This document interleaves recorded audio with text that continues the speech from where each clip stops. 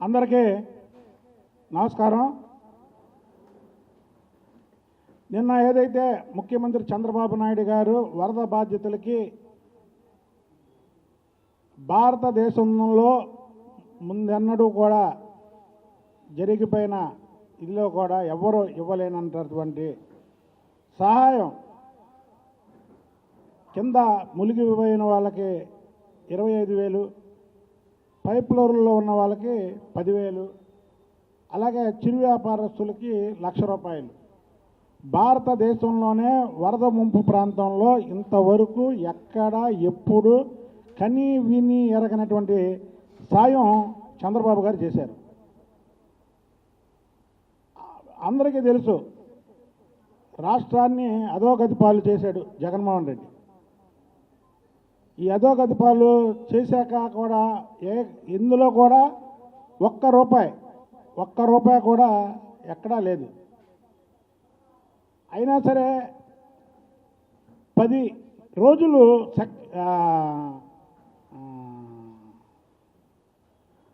కలెక్టరేట్లో ఉండి 10 రోజులు ప్రజల మధ్యలో ఉండి కనీసం ఒక 4-5 రోజులైతే నిద్రాహారాలు కూడా లేవు ఆయనకి. నిద్రాహారాలు కూడా లేకుండా ఆయన పనిచేసినటువంటి ముఖ్యమంత్రి. నిజంగా ఆయనకి విజయవాడ ప్రజలు, రాష్ట్ర ప్రజలు రుణపడి ఉన్నారు. ఎందుకంటే ఒక ముఖ్యమంత్రి ప్రజల్లోకి వచ్చి అన్ని రోజులు ఉండడం అనేది మామూలు విషయం కాదు. దాన్ని కూడా జగన్మోహన్ రెడ్డి అనుకో దాన్ని కూడా రాజకీయం చేస్తున్నారు. చంద్రబాబు గారు వెళ్ళిపోవాలదు అని. ఉదాహరణకు చంద్రబాబు గారు వెళ్ళిపోకపోతే ఆయన స్టార్ హోటల్లో ఉండొచ్చుగా. ప్రజల మధ్యలోనే ఎందుకు ఉండాలి? నువ్వు వచ్చావు, జగన్మోహన్ రెడ్డి వచ్చాడు వరదలు వచ్చిన మరుసటి రోజు. ఒక్కసారి ఆ విజువల్స్ చూడండి. ఎక్కడన్నా బాధపడ్డాడేమో, చేతులు ఊపుతూ నవ్వుకుంటూ ఆ మంచి పని జరిగిందిరా అన్నట్టు మనసులో వచ్చాడు, వెళ్ళాడు. ₹1,00,00,000 ప్రకటించాడు. ఎవరికి ఇచ్చాడో తెలియదు, ఎక్కడిచ్చాడో తెలియదు. అలాంటి వాడిని మనం 2019 నుంచి 2024 వరకు ముఖ్యమంత్రి చేయడం అనేది మన దౌర్భాగ్యం. చంద్రబాబు నాయుడు గారు చేసినటువంటి ఈ పనికి ఏదైతే 25,000, 10,000 చిరు వ్యాపారులకు ₹1,00,000 ఇచ్చారో వారికి విజయవాడ ప్రజల తరపున వారికి ఇవాళ పూలాభిషేకం చేస్తున్నాం. మేము ధన్యవాదాలు తెలపడమే కాకుండా అలాంటి మంచి వ్యక్తికి పూలాభిషేకం చేసి ఇంకా భగవంతుడు ఆయనకి ఆరోగ్యాలు ఇచ్చి ప్రజాసేవలో మునిగి తేలాలని మనస్ఫూర్తిగా మేమందరం కూడా కోరుకుంటున్నాం. అలాగే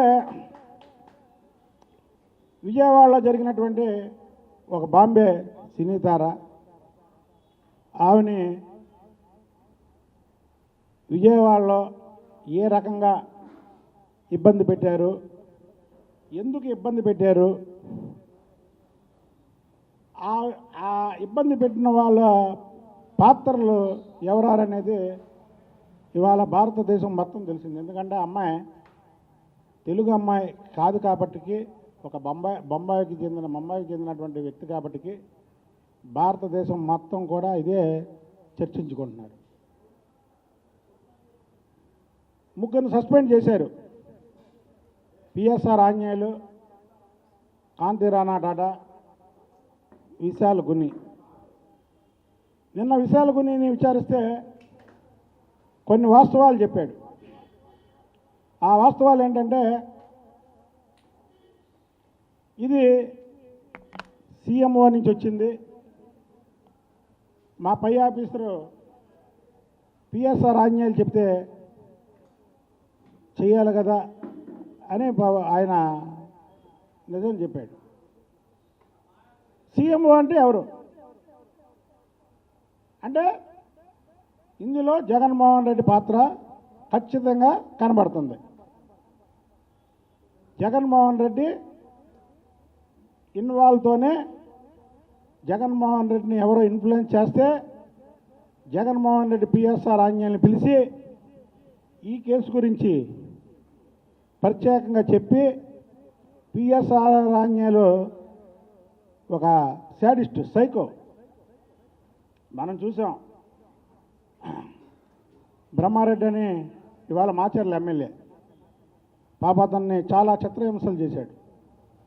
అలాగే విజయవాడలో సిపిగా ఉన్నప్పుడు చాలామందిని చిత్రహింసలు పాలు చేశాడు. ఆఖరికి ఒక హనీ ట్రాప్లో కూడా ఇరుక్కున్నటువంటి వ్యక్తి.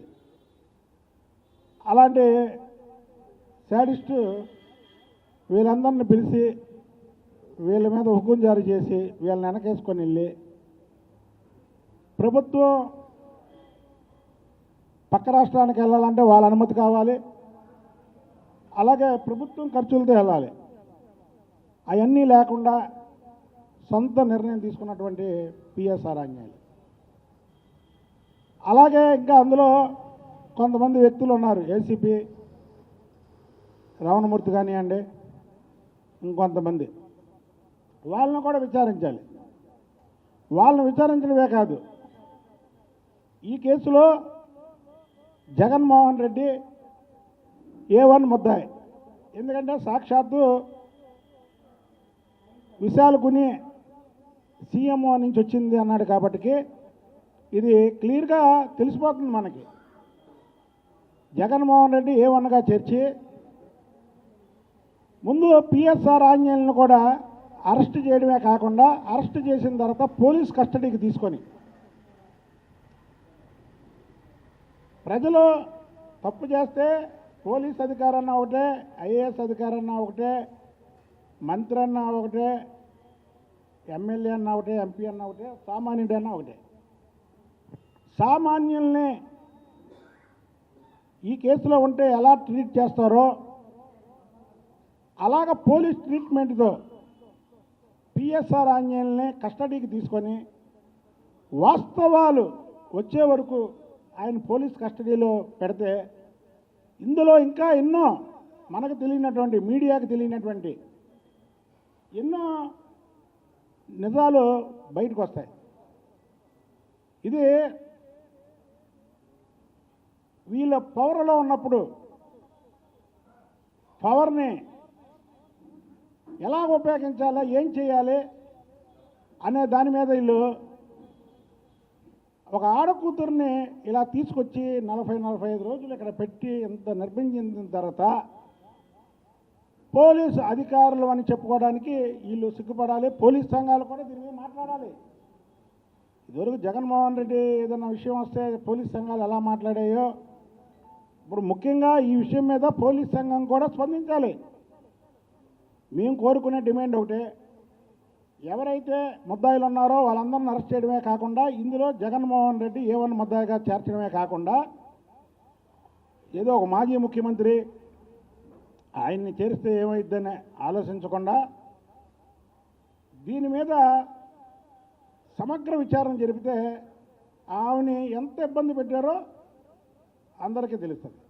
అలాగే చంద్రబాబు నాయుడు గారికి కూడా ఒకటి విన్నవించుకుంటున్నాను. ఒక ముఖ్యమంత్రిగా మీరు దిగిపోయిన తర్వాత 2019 నుంచి 2024 వరకు ముఖ్యంగా ఈ జిల్లాలో అనేక దాడులు కానీ ఇవి జరిగినాయి. సాక్షాత్తు నందిగాంలో మీ మీదే రాయిసిరారు. ఆ రోజు మీకు త్రిట్లో ప్రమాదం తప్పింది. పక్కన ఉన్నటువంటి ఎవరైతే మీ పర్సనల్ సెక్యూరిటీ ఆఫీసర్ ఉన్నారో ఆయనకి సిఎస్ఓ గారికి తగలడం జరిగింది. అలాగే సెంట్రల్ నియోజకవర్గంలో గులకరాయి, అలాగే మీ ఇంటికి తాళ్ళుతో పోలీసులు కట్టినటువంటి వైనం మీరు బయటికి రాకుండా, అలాగే గన్నవరం ఎయిర్పోర్ట్లో లోకేష్ బాబు గారు బయటికి రాకుండా ఆపినటువంటి వైనం.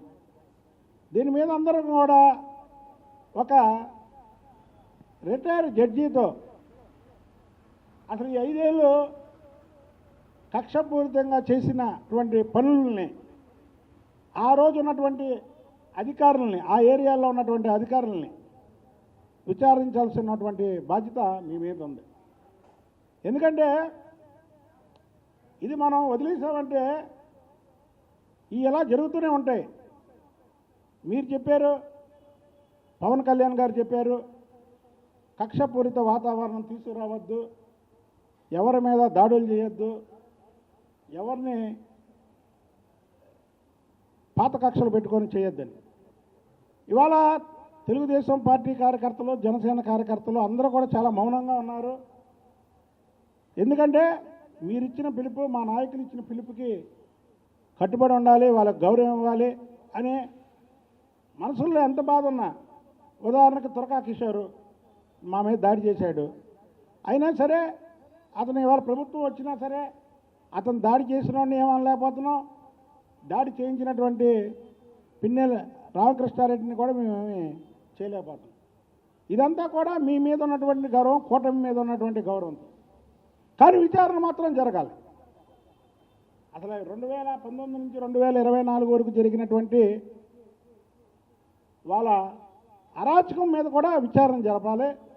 నేను ముఖ్యంగా కోరుకునేది ఏంటంటే, ఈరోజు విశాల్ గున్ననే చెప్పిన మాటలను తీసుకొని పిఎస్ఆర్ ఆంజనేయులందరినీ కూడా అరెస్టులు చేసి, ముఖ్యంగా పిఎస్ఆర్ ఆంజనేయుల్ని కస్టడీకి తీసుకొని, సీఎంఓ నుంచి వచ్చిందని చెప్పాడు కాబట్టి అసలు ఏం జరిగింది, ఎవరితో సంప్రదించావు, నీకు ఎవరు ఆర్డర్ వేశారు ఇవన్నీ కూడా ఇంట్రాగేషన్లో, ఒక సామాన్యుని ఎలాగైతే ఇంట్రాగేషన్ చేస్తారో అలా చెయ్యాలని నేను కోరుకుంటున్నాను.